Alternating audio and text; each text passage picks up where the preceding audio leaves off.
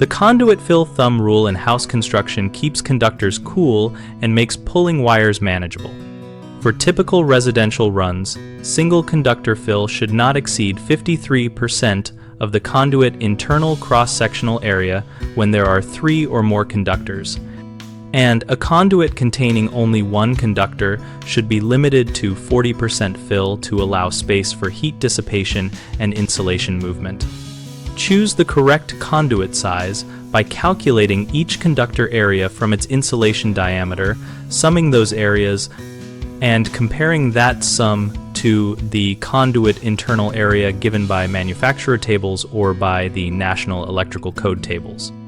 When running cable assemblies, treat each cable as a single equivalent area according to the code definition, and for multiple cables, use the 3 cable adjustment factors that increase required conduit size when more than 2 cables are present. Pulling lubricant, gradual bends with generous radii, and using fish tape or a powered fish with careful tension control reduce the risk of insulation damage and make pulls practical even in long runs.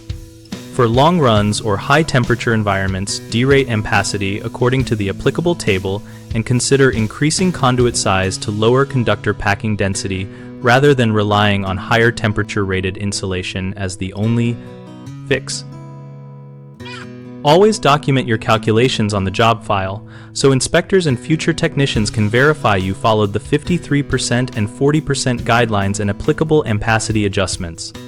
Common mistakes include packing too many conductors into a conduit and then discovering overheating or impossible pulls, which you avoid by calculating areas first and stepping up one conduit trade size. Another frequent error is treating multi-conductor cable exactly like individual conductors.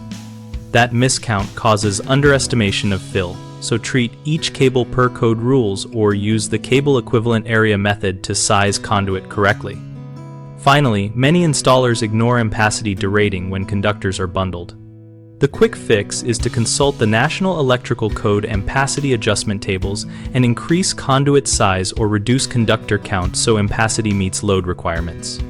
BigHomeProjects.com connects homeowners and contractors around projects like conduit and wiring so we can find local pros and compare approaches. Our site also hosts a discussion community where we share practical tips and ask questions about conduit fill, pulling techniques, and code interpretations.